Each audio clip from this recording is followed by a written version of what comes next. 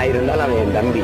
நான் எப்பவும் ஆதரிப்பேன். அவன் என்னை எதிர்த்தே வேலை செஞ்சாலும் அது இரண்டும் இருந்தால் பேரை வாங்கலாம், பேரை வாங்கினால் ஊரை வாங்கலாம். ஊரை வாங்குவார். 100 வயசானாலும் விஜய் வந்து சிறந்த ஒரு நடிகர், உச்ச நடிகராக இதை விட அடுத்த ஸ்தானத்துக்கு போகக்கூடிய வாய்ப்பு அவருக்கு வரும். இந்த மேடையில் சொல்றேன், அந்த வாய்ப்பு வரும்போது I will be behind Vijay, because I love him from the bottom of my heart. எதிரி எதிரிதான், அதுல அண்ணனும் கிடையாது தம்பியும் கிடையாது.